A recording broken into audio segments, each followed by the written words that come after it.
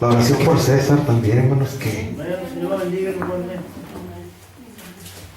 hoy está, pero pues sí está ausentándose mucho, también por el trabajo. Y la oración por los que vamos a estar aquí, hermano, que Dios nos quite toda enfermedad y que nos dé gracia, porque ya se va Ángel, el siervo de Israel es un brazo fuerte, pues sí, porque él es el que prácticamente en alabanza pues es nuestro apoyo. Yo no me apuro, ¿verdad? A veces por aprender cantos o algo, pero pues a ver qué hacemos ahora. Si no, pues echamos mano hasta de las hermanas. Pero todos tenemos que salir adelante. Es que vayan afinando sus gargantas, vayan vocalizando en el baño, donde sea, para que toda esa flema y todo lo que hay se vaya despegando, saliendo. Y que haya valientes. Y que haya valientes. No vayamos a estar como los que dicen, las mujeres que dicen que van en la ruta y que dicen ya no hay caballeros. Caballeros hay, pero lo que no hay son asientos desocupados. Puestos de pie, dice en el nombre del Señor Jesús, capítulo 13.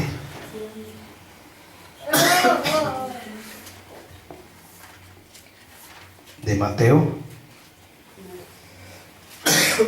Leemos verso 1 a el verso 8. Le voy a encargar a el que no trae Biblia para que lo lea.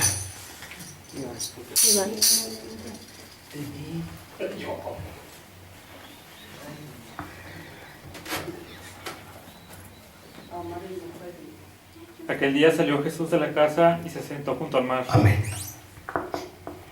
Y se le juntó mucha gente, y entrando él en la barca se sentó, y toda la gente estaba en la playa. Y les habló muchas cosas por parábolas, diciendo: He aquí el sembrador salió a sembrar, y mientras sembraba, parte de la semilla cayó junto al camino, y vinieron las aves y la comieron. Parte cayó en pedregales, donde no había mucha tierra, y brotó pronto, porque no tenía profundidad de tierra. Pero salido el sol se quemó, porque no tenía raíz, se secó. Y parte cayó en espinos, entre espinos, y los espinos crecieron y la ahogaron. Pero parte cayó en buena tierra, y dio fruto, cual a 100, cual a 60, y cual a 30 por uno. Amén. Concluimos ahí con el 9, dice: quien tiene oídos para oír, oiga. Tome su asiento.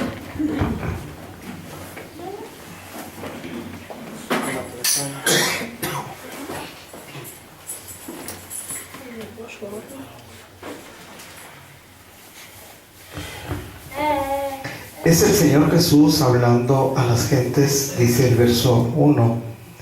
Aquel día, dice, saliendo Jesús de casa, se sentó junto a la mar. Nosotros entendemos por el verso 2 que estaba sobre la barca. Quizá era una pequeña embarcación, no era una embarcación muy grande, era una pequeña embarcación.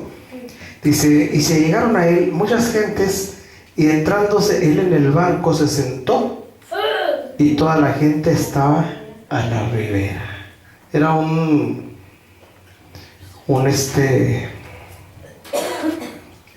panorama acogedor, sentados a la ribera o ahí en la playa. Jesús sentado en el barco, y les empieza a hablar muchas cosas. Entre esas cosas les expone la parábola que ya hemos leído. Dice, he aquí, dice, el que sembraba salió a sembrar.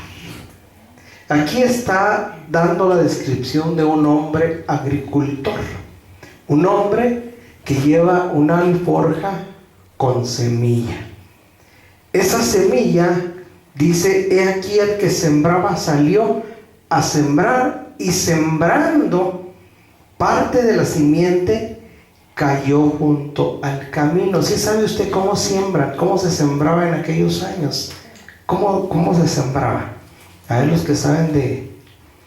Pues le ponen los arados y los iba haciendo el surco y la persona iba atrás echando... La persona iba Con un palo o algo iba haciendo el hoyito y iba aventando la semilla. Aventando la semilla. Y dice aquí que esa semilla, dice, el que sembraba salió a sembrar y sembrando, dice, parte, no toda, parte de la semilla cayó junto al camino. Y vinieron las aves y se la comieron. ¿Por qué? Pues porque estaba a la intemperie, no estaba sembrada, había caído solamente junto al camino.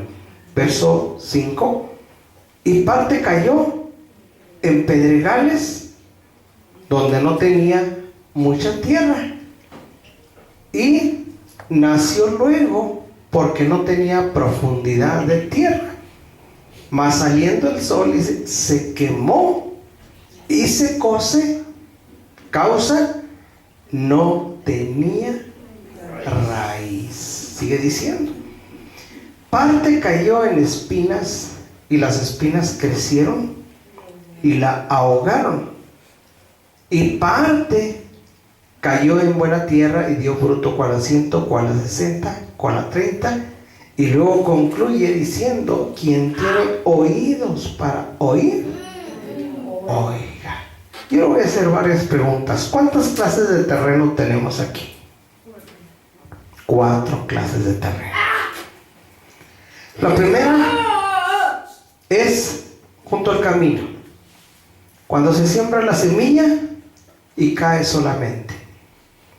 La segunda, en pedregales, cuando la semilla se filtra entre las piedras y ahí quizá absorbe la humedad del terreno, pero no está sembrada, absorbe la humedad que hay allí en el terreno y brota la plantita, pero cuando sale el sol, como no tiene raíz, esa plantita se quema y se seca. Entonces, aquí no solamente estamos viendo la clase de terreno en la cual la semilla debe de ser sembrada o se siembra, sino que también vemos la importancia que tiene en la planta la raíz.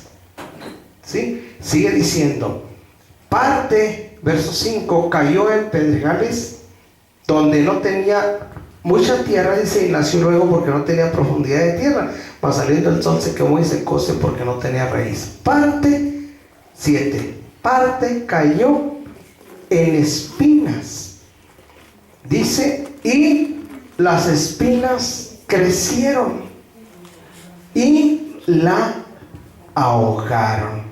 O sea, aquella plantita crece, pero en medio de las espinas, y las espinas de por sí salen solas, crecen solas y crecen más que cualquier plantita, y aquellas espinas ahogan esa simiente que cayó ahí entre las espinas.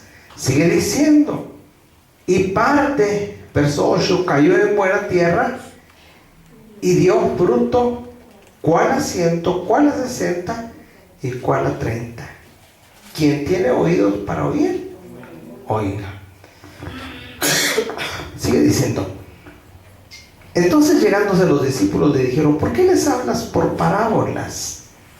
Y él respondiendo les dijo, porque a vosotros es concedido saber los misterios del reino de los cielos, mas a ellos no es concedido, porque a cualquiera que tiene se le dará y tendrá más, pero al que no tiene aún lo que tiene le será quitado. Por eso les hablo por parábolas, porque viendo no ven y oyendo no oyen ni entienden. Ahí está la explicación de Jesús para sus discípulos, porque les pone ejemplos sencillos de comprender para la gente. Dice, porque viendo no ven, oyendo no oyen, ni entienden. Entonces, es triste la condición de esa gente que describe Jesús. Ahora sigue diciendo, de manera, dice, que se cumple en ellos la profecía de Isaías, que dice, de oído oiréis y no entenderéis, y viendo veréis y no miraréis. Ahora, él aquí se va al fondo del problema que está originando que aquella gente no pueda comprender, no pueda ver, no pueda escuchar, y si escuchan, pues como que no escuchan, como que no entienden. Hay un problema de fondo que ahí dice el verso 15, dice, porque el corazón se va hasta lo más profundo del humano. El corazón de este pueblo está engrosado, y de los oídos oyen pesadamente, como que apenas les llega algo, y de sus ojos, pues sus ojos guiñan, como cuando alguien tal vez está cargado de sueño y no puede, los párpados le caen, sus ojos guiñan, dice, para que no vean de los ojos, oigan de los oídos, y del corazón entiendan y se conviertan y yo los sane. Entonces, vamos al punto. Jesús les habla a las personas por parábolas. ¿Por qué? Porque la gente no podía entender el mensaje de salvación de Jesús, como no lo pudo entender, por ejemplo, Nicodemo, cuando Nicodemo va a Jesús de noche y le dice, maestro, sabemos que has venido de Dios por maestro, porque nadie puede hacer estas señales que tú haces si no fuera Dios con él. Jesús, conociendo las intenciones de aquel hombre, le dice, de cierto te digo, es necesario volver a nacer. Y se lo repite, y aquel hombre no lo entiende. Dice, ¿cómo puede, dice, el hombre nacer siendo viejo, entrar otra vez en el vientre de su madre? Jesús le dice, si tú eres el maestro de Israel y no entiendes estas cosas, ¿cómo vas a entender las cosas celestiales si yo te las explico? O sea, el maestro de Israel no entendió el mensaje de Jesús. Entonces, si el maestro de Israel no entendió el mensaje de Jesús, ¿qué podíamos nosotros esperar de la gente común? Pues menos lo entendían. Ahora, ¿cuál era la causa por la cual aquella gente no comprendía el mensaje de Dios? Es que el corazón estaba grueso, o había capas alrededor del corazón que no permitían que el mensaje impactara sus vidas. Como que hay capas, o qué capas hay alrededor del corazón del ser humano. Nosotros a veces nos cubrimos, por ejemplo, ¿de qué nos pudiéramos cubrir? De religiosidad.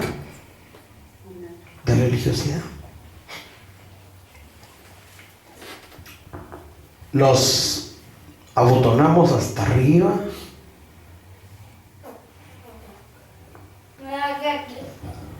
la manga hasta aquí,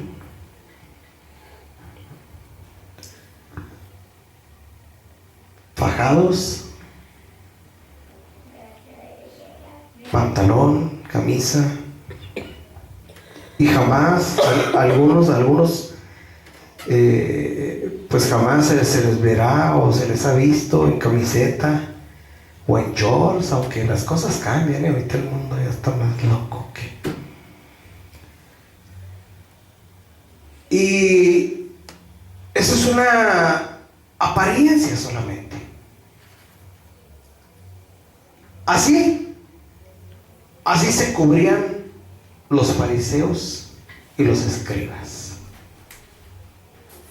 Estos hombres, escribas y fariseos, llegaban a la sinagoga y se sentaban en los lugares especiales. dice, los primeros asientos en las sinagogas. Les gustaba que la gente les hiciera caravana.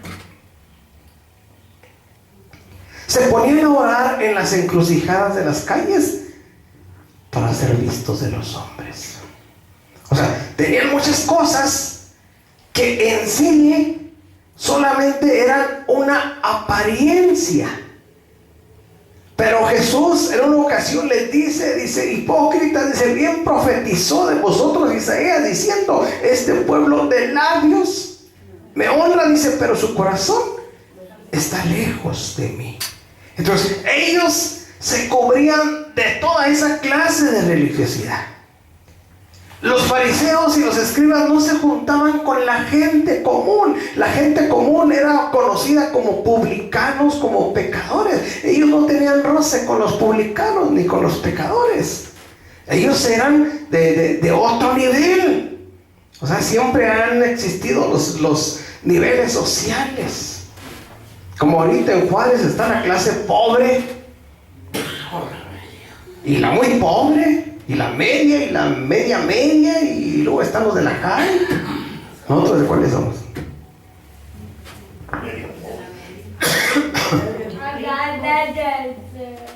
¿Medio pobres o medio high? Medio pobres. Medio pobres. Yo no estoy de los medios pobres, yo soy de pobre rico. Pobre económicamente, pero rico en lo espiritual, como Pablo dice, como pobre, pero enriqueciendo a muchos, como no teniendo nada, más poseyéndolo todo. De eso somos nosotros. Entonces, esta gente, como tenían una religión, como tenían una careta de religiosidad, esa careta no solamente era algo superficial, sino que venía de adentro. Ellos pensaban que era lo suficiente para, pudiéramos decir, mover el corazón de Dios, para tener la aprobación de Dios. Es como cuando llegan a la oración el publicano y el fariseo. Y ahí tiene usted al fariseo, llega, se hinca y empieza a orar en voz alta. Señor, te doy gracias que no soy como este publicano que está aquí a un lado. Fíjese. Te doy gracias, Señor, porque yo doy diezmos de todo lo que poseo. Y te doy gracias, Señor, que no soy como este pecador. O sea, era una oración de ensalzamiento, no para Dios, sino para su propia persona. Eso era el fariseo. Y el publicano, pues como ya lo habían bajado más abajo todavía, pues solamente se daba golpes de pecho y decía, sé propicio a mí, pecador. ¿Y cuál fue justificado? El que se ensalzó fue humillado, el que se humilló fue ensalzado. Entonces, eso era todo lo que tenían estos hombres, una apariencia. Pero tenían la reprobación total de Dios. Porque es verdad lo que las gentes dicen. Dios no mira lo de afuera. Ahora, Dios no mira lo de afuera cuando empieza a trabajar. Él empieza por la parte de adentro. Una vez que empieza a trabajar por dentro, lo de afuera empieza a resplandecer también. Por ejemplo, su casa, ¿usted procura solamente arreglarla por dentro? No, usted la arregla por dentro y la arregla por fuera. Y a veces mi esposa dice, mira, vamos a arreglar la casa por fuera. No, le digo, primero lo de adentro. Es que lo de afuera es lo que se ve, sí, pero lo de adentro es lo que yo uso. a mí me interesa más lo que yo uso. Una vez que acabe de arreglarlo de adentro, salgo hacia afuera. Es como trabaja Dios, de adentro hacia afuera. Entonces, estos hombres no entendieron todo eso. Por eso cuando Jesús se sienta en el barco y les empieza a hablar, les pone ejemplos sencillos que puedan comprender. Y los discípulos, como tenían un entendimiento más despierto, le dicen: ¿por qué les hablas por esto? Como diciéndole: esto es para niños. Pues sí, les hablo cosas para niños porque no las pueden entender. ¿Por qué no las pueden entender? Porque el corazón de ellos está grueso, está engrosado. No pueden percibir el mensaje de salvación, no pueden escucharlo, no lo van a entender. Por eso dice: les hablo por parábolas, porque viendo no ven, oyendo no oyen ni entienden, de manera que se cumple en ellos la profecía de Isaías, que dice: de oído oiréis y no entenderéis, viendo veréis y no miraréis, porque el corazón de este pueblo está engrosado. A veces alguien piensa: yo me veo malo por fuera, pero dentro soy bueno. No se puede ver malo por fuera y ser bueno por dentro, no. O sea que lo que somos por fuera es un reflejo realmente de lo que somos nosotros por dentro. Aquellos hombres no entienden el mensaje, por eso se los pone Jesús de manera sencilla. Este mensaje del sembrador ilustra la semilla o la palabra de Dios que viene a los corazones. Sigue diciendo más adelante, verso 16: más bienaventurados, dice, vuestros ojos porque ven, vuestros oídos porque oyen, porque de cierto os digo que muchos profetas y justos deseaban ver lo que veis y no lo vieron, y oír lo que oís y no lo oyeron. El verso 18 dice: oíd pues, ya les dice a los discípulos, dice: vosotros, dice, la parábola del que siembra, pero ya explicada. Dice: oyendo cualquiera la palabra del reino y no entendiéndola, viene el malo y arrebata lo que fue sembrado en su corazón. Este es el que fue sembrado, ¿dónde? Junto al camino. Entonces, hay gente que escucha, y a lo mejor se emociona, pero nomás hasta ahí llega. Viene el malo es el diablo. Viene el diablo y le dice: no te juntes con los hermanos. Si te juntas con los hermanos, no vas a poder ir a bailar. A ti te gusta mucho ir a bailar. El pastor no los deja ir a bailar. Y no es verdad, son mentiras. Yo sí los dejo ir a bailar. Se pueden ir a bailar, pero el que tiene un freno para nosotros es Dios. La gente dice, ayer escuchaba a una persona que decía: oye, no, es que no, fíjate que no, ahí en la religión no me lo permiten. No es la religión, es el compromiso de cada uno de nosotros con Dios. Yo a quien le he dicho de ustedes: no vaya a bailar, hermano. No, a nadie. No le he dicho a nadie: hermano, no vaya a tomar caguamas. Tampoco. No le he dicho: hermano, no vaya a fumar. Tampoco.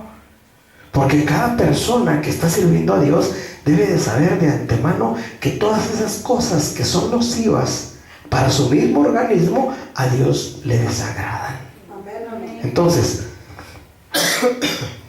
dice la palabra del Señor, dice: el que fue sembrado en pedregales, este es el que oye la palabra y luego la recibe con gozo. Dice: mas no tiene raíz en sí, antes es temporal.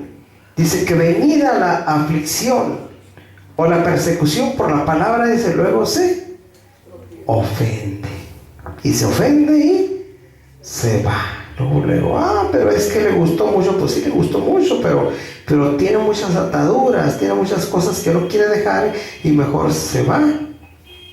Ese es el que fue sembrado en pedregales. Sigue diciendo, verso 22. El que fue sembrado en espinas, este es el que oye la palabra, pero el afán de este siglo y el engaño de las riquezas ahogan la palabra, y la palabra se hace infructuosa.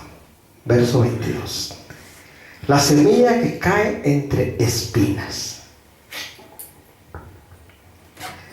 Está los últimos dos, la semilla que cae entre espinas y la semilla que cae en buena tierra. De un 100% de corazones que escuchan la palabra, pudiéramos decir un 50% son de los que caen junto al camino, otro 25% es de los que caen en pedregales, ya se perdió un 75%, y queda un 25% que es el que cae entre espinos y buena tierra. De ese 25%, quizá pudiéramos decir un 20% está entre las espinas. Pudiéramos nombrar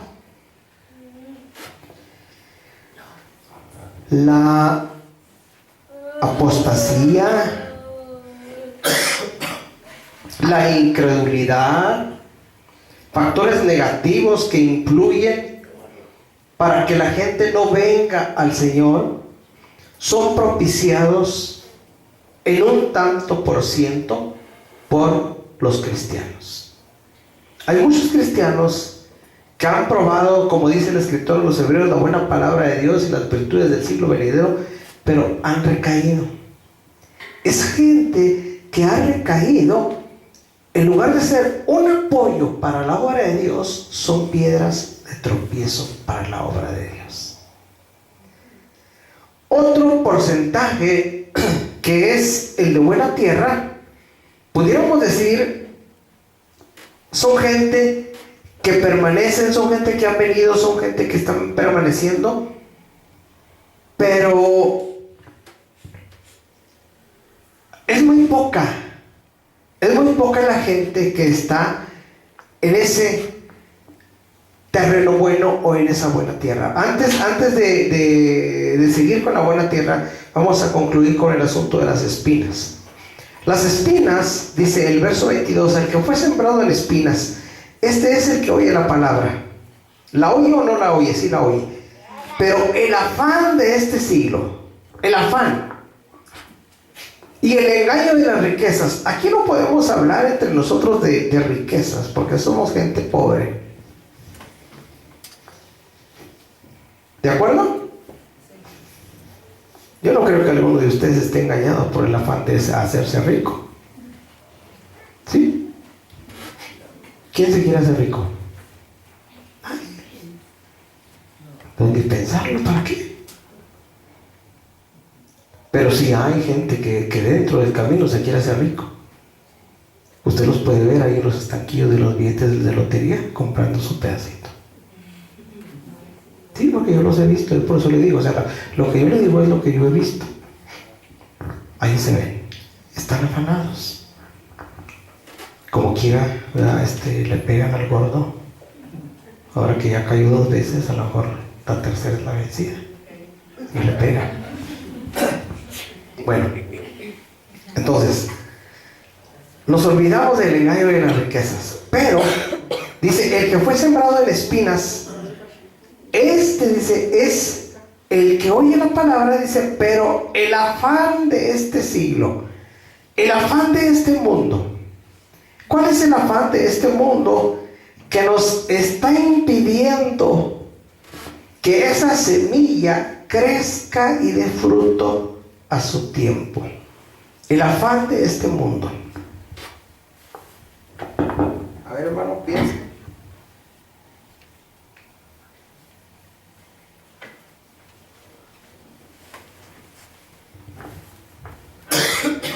Afán de este mundo. Lo hemos visto, hermano, ejemplos sencillos que hemos tenido, que hemos dado experiencias que hemos tenido. Ha habido hermanos que no han tenido trabajo en alguna ocasión. No digo por los que están aquí, porque los que están aquí, pues aquí están. No, pero ha habido hermanos que piden oración para que el hermano, o pasa la esposa, pide oración para que el hermano fulano de tal, Dios le provea, porque no tiene trabajo. Y pedimos, Señor, proveer un trabajo al hermano para el sustento de su familia, que él pueda salir adelante. Dios le provee un trabajo. Pero ese trabajo viene a ser una cadena para él, porque ya se enreda en horas extras. Ya trabaja sábados, trabaja domingos y no viene al culto ni un solo día por semana. ¿Qué es lo que está haciendo? Ese afán en la vida del hermano está ahogando la semilla, la simiente, y como consecuencia esa simiente que está siendo ahogada no va a producir lo que debe de producir en la vida del creyente. Ahora, ¿qué es lo que debe de producir esa semilla en la vida de nosotros? ¿Qué produce la palabra en nuestro corazón? Fruto. Fruto bueno. ¿Cómo qué? Usted se puede ir a Gálatas. El fruto del Espíritu es caridad, gozo, paz. ¿Está el corazón con una paz abundante? No, hermano. Cuando uno se aleja consciente o inconscientemente de los caminos de Dios y se enfrasca en el trabajo, la paz de Dios se va disminuyendo, se va acabando. Todo lo que tenemos de Dios se va apagando hasta que se cumple lo que Jesús dice en su palabra. La semilla viene a ser una semilla que no produce fruto. Tenemos una religión como la tenían los fariseos. Decimos, no soy católico, yo soy cristiano, pero nomás decimos, pero estamos muy lejos de serlo. O sea, no somos cristianos nominales, pero no somos cristianos de corazón, no somos cristianos que vivamos para Dios, que nos reunamos, que salgamos a predicar, que salgamos no, o sea, nomás somos cristianos. Es como el católico que no va ni a misa, pero es católico. Entonces, así somos nosotros también los cristianos. Somos cristianos, pero no venimos al culto, no oramos, no ayunamos, no leemos la palabra porque tenemos mucho trabajo. Y nos vamos muy temprano y llegamos muy tarde y venimos muy cansados. Entonces, ¿qué hizo la palabra? La palabra no hizo nada. Somos cristianos que tenemos una vida infructuosa, carente de fruto de Dios. Entonces, hermano, ahí está un gran porcentaje del cristianismo entre las espinas. ¿Cierto? ¿Cierto? Porque la vida cristiana, hermano, ¿sabe? La vida cristiana es una vida, es la más hermosa, pero a veces nosotros como cristianos no logramos impactar ni a la familia ni a los vecinos. ¿Por qué? Pues porque no estamos dando el fruto de cristianos. Tristemente vemos en algunos de los lugares gente pidiendo oración porque no pueden dormir, gente pidiendo oración porque se sienten solos. Y nosotros no estamos solos. Jesús dice, el Padre está conmigo. Gente pidiendo la oración porque están en la depresión, y nosotros no podemos estar en la depresión. No. ¿Por qué? Porque es Cristo dentro de nosotros la esperanza de gloria. Amén. Es el Señor en mí. El escritor bíblico dice, el Señor dice, está a mi lado. Dice, como un poderoso gigante. No está el Señor ausente de nosotros, no. Entonces, ¿por qué a veces se cae en esas cuestiones? Porque algo está sucediendo en nuestra vida. ¿Qué sucede? Que la palabra no está produciendo fruto en nuestra vida. Fruto de paz, principalmente. Es lo primero que tenemos que tener nosotros. Mucha paz. La paz es elemental en la vida nuestra. Es lo primero que debe de estar. La paz del Señor. Y la paz del Señor trae a nuestra vida quietud, nos da seguridad. Podemos pensar en momentos difíciles las cosas, pero sin paz no se puede hacer nada. Sin paz podemos ser esclavos, ser víctimas, ser presas del miedo. ¿Qué sucedió con la persona que fue esclava del miedo, hermano Israel? ¿Tenía paz? ¿Cómo estaba? Temeroso, triste. A la hora hasta lloró. Entonces, cuando hay paz en el corazón, hermano, la paz es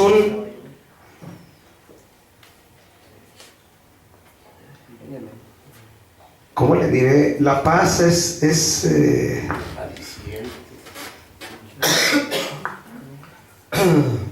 una señal de que vamos o de que estamos en el buen camino, de que nuestra semilla o la semilla que fue depositada cayó en buena tierra, que somos parte del buen terreno, de esa semilla que está en el buen terreno, buena tierra. Y lo primero que debemos de producir es empezar a producir el fruto del Espíritu dentro de nuestra vida, porque es lo primero que tenemos que hacer. O sea, yo no debo de preocuparme por ir a predicar a la plaza, por ir a predicar a los camiones, por ir al cerezo, por ir al hospital. No. Lo primero que debe ser mi principal preocupación es vivir mi vida, empezar a fructificar. Porque llega un momento, hermano, en que usted va a la plaza y no falta por allí un atrevido que lo insulte, que lo agreda, y si usted no tiene la paz del Señor, ¿qué sucede?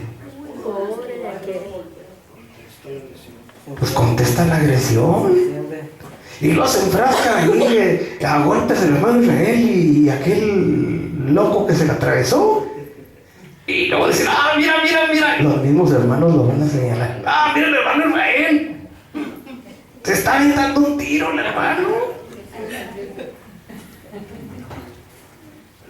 Y todo eso no es propio.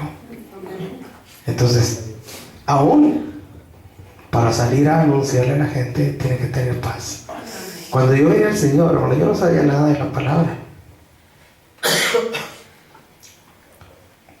A mí se me grabó mucho un verso del apóstol Juan que dice: amado, yo deseo que tú seas prosperado en todas las cosas y que tengas salud, así como tu alma está en prosperidad. Ahí el apóstol Juan me habla de mi cuerpo, de mi carne. Mi cuerpo debe tener salud, mi alma tiene que estar en prosperidad. Yo entiendo que ahí él me está hablando de dos cosas.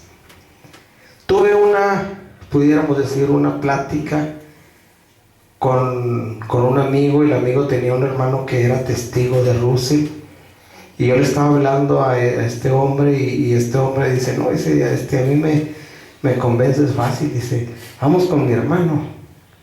Digo, pues vamos, dice, mi hermano es testigo, vamos. Y luego empezamos a platicar, y yo le decía al testigo que nosotros tenemos el cuerpo y que tenemos alma, y los testigos dicen que no tenemos nada. Y me dijo que por qué decía yo eso. Le digo, pues yo digo por esto, y luego le mencioné este texto. Y luego le decía a mi amigo, le digo, mira, Rodolfo, se llama Rodolfo, Digo, léelo. Y luego lo leyó, dice, amado, yo deseo que tú seas prosperado en todas las cosas y que tengas salud, así como tu alma está en prosperidad. Dice, no, si es cierto, carnal. No, no es cierto. Digo, si es cierto. No, pero ¿por qué? Dice, yo, pues porque está diciendo, no, pero se enojó aquel testigo. Dice, dime otro texto, ¿por qué? ¿En qué te basas? Y yo, pues yo no sé, yo nomás me encontré ese. Explícame ese, ¿por qué dice así? No, que no te digo, se enojó, pero se enojó tanto que la mamá se tuvo que meter y dijo, no, hijo, contrólate, mira, el hermano Pablito y el hermano Juanito nos dicen que debemos de ser calmados. Pues no, acabé con la paz de aquel hombre. Entonces por eso le digo, para anunciar, aún tiene uno que tener un corazón templado, no quebrarse, porque hay gente que contradice y el que se enoja pierde. Entonces esto, ¿verdad? Lo decimos por la gente que está en espinas. La gente que está en el terreno espinoso no produce todas estas cosas. No produce en su vida paz. No hay una seguridad, están temerosos, o hay algo que no los deja avanzar hacia otros niveles. ¿Por qué? Porque son terrenos donde está mucha espina. La espina no deja que la palabra de Dios produzca. Entonces, hay un gran porcentaje, pudiéramos decir un 5, o para no irnos tan cortos, un 10% de gente, de un 100%, un 10% de gente, es la gente que está la semilla en buen terreno, un 10%. Pocos. Pudiéramos decir, pero ¿por qué tan poquitos? Porque realmente la gente que se va a salvar en comparación al género humano son pocos. Son pocos. Usted puede ver cuántas gentes salieron de la esclavitud de Egipto. 600,000 personas, adultos, hombres, sin contar mujeres y sin contar los niños. De esa multitud de 1,000,000 de personas, ¿cuántos lograron llegar a la tierra de Canaán? 2. ¿Y todos los demás qué sucedió? Como que es una cantidad ridícula. 2 personas salvarse de 1,000,000 de gentes. Por eso le hacen la pregunta a Jesús, Señor, ¿son pocos los que se salvan? Se la hicieron. Porque esa inquietud siempre está en el corazón de los humanos. Señor, ¿cuántos son los que se van a salvar? Señor, ¿son pocos los que se salvan? Jesús no les dijo, son poquitos, no. Él les dijo, porfiar a entrar por la puerta. ¿Qué es porfiar? ¿Qué sinónimo tenemos para la palabra porfiar? Confiar. Confiar. Porfiar. Confiar. Confiar. Porfiar. Intentar. Terquear, ser tercos. Que no puedo, no, sí puedo. Los jóvenes que no puedo conquistar a esa moza, sí la conquisto, ¿por qué no? Y la conquistan. Perseverar. Ser tercos. Procurar. Perseverar. Tener mucha paciencia. Tener paciencia, tener la tenacidad. No, que esa puerta no se cae, si se cae. Sí. Agarro un ariete y me lanzo con él, la tumbo. Pero yo tengo que entrar. Así dice el Señor, porfiad a entrar por la puerta. Hagan la lucha. Esfuércense de entrar, no se pongan a a pensar cuántos son los que van a salvar, ustedes entren. Como diciéndole, Señor, que la demás gente no te preocupe, tú entra. Gloria a Dios. Porfiado entrar por la puerta, dice, porque os digo que muchos querrán entrar. Qué triste, y no podrán. Muchos querrán entrar. Y cuando dice muchos querrán entrar, no se está refiriendo a los que van a querer entrar en el último momento. Se está refiriendo a la gran cantidad de gente que se cobija bajo una religión y que quieren o piensan que ya entraron. No. Para entrar por la puerta angosta se necesitan simples pasos sencillos: arrepentirse, convertirse, bautizarse en el nombre de Jesucristo. Se acabó. Está sencillo, pero fíjese que esos pasos sencillos para muchos son tropiezo. Entonces, aquí dice el Señor Jesucristo: el que fue sembrado en espinas es el que oye la palabra, pero el afán de este siglo y el engaño y las riquezas ahogan la palabra y se hace infructuosa. Una palabra que no tiene fruto. Para ser más sencillo, vamos a traducirlo: una vida cristiana en la cual el hombre no la disfruta. Una vida cristiana que al mismo hombre le pesa. Una vida cristiana en la cual el hombre pues camina como si no tuviese esperanza, y de hecho pues no sabe ni de dónde vino ni a dónde va. Porque la gente que tiene esperanza se esfuerza. Como dice la palabra del Señor, la gente que tiene esperanza se esfuerza y hace. Y la gente que no tiene esperanza, ¿a qué se esfuerzan? Si no conocen la esperanza, ¿a qué se esfuerzan? Si ellos han sido engañados, que Dios no castiga, que Dios es bueno. Porque llegaron los testigos de Russell y tocaron a su puerta y le dijeron: Dios no te va a castigar. Y luego le dicen: tú como padre puedes castigar a tus hijos. Y luego el simple dice: no, pues yo sí los puedo castigar. ¿Cuántos pueden castigar a sus hijos? Amén. Sí.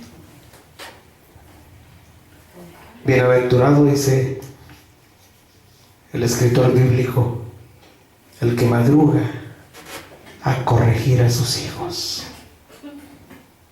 Y los hijos de la actualidad, ay, pobrecitos de los padres, están contentos. Felicitaciones a los padres, Dios los bendiga. Felicitaciones a los abuelos también.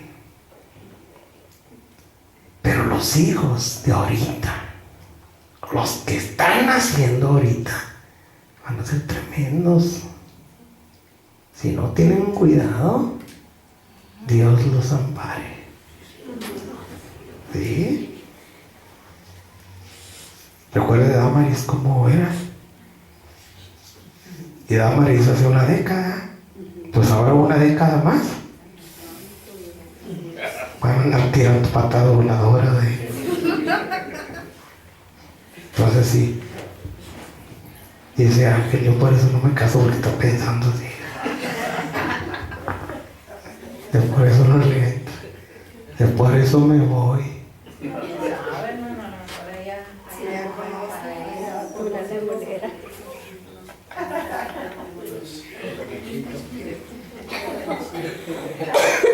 Ya lo pusieron a pensar. Entonces, volviendo al punto, hermano, lo que a nosotros nos debe interesar es que esa semilla que ha caído en nuestro corazón produzca, que se nos dé lo cristiano. No que lo vea la gente, sino que nosotros mismos lo sintamos, que sintamos la paz de Dios, porque a veces, hermano, queremos la aprobación de la gente. Y la aprobación de la gente no sirve para nada, porque la gente son como las ratas del barco. Si usted le ayuda a la gente, si usted le da dinero a la gente, y si usted le da provisión a la gente, usted se va a ir al cielo sin tocar baranda. Pero si usted no le da nada a la gente, dice, no, qué mal hermano, y eso que es pastor, no tiene amor. Y no, la aprobación la debemos de sentir nosotros.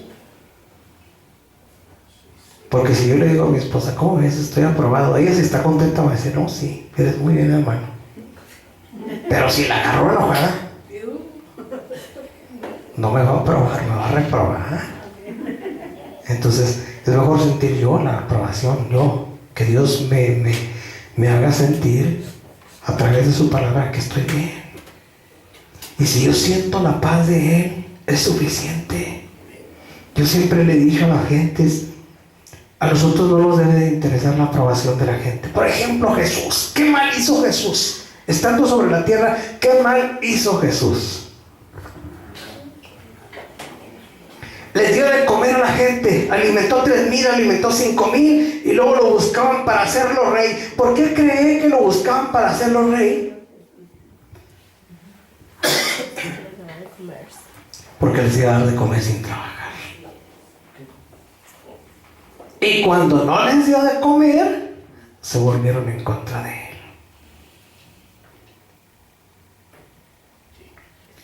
Sanó enfermos, echó fuera demonios,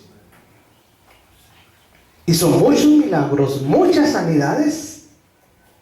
¿Y cómo terminó Jesús? Crucificado. ¿Con la aprobación de la gente? No, la gente lo reprobó. Entonces, la gente es engañosa. El único que es fiel y que es veraz y que no falla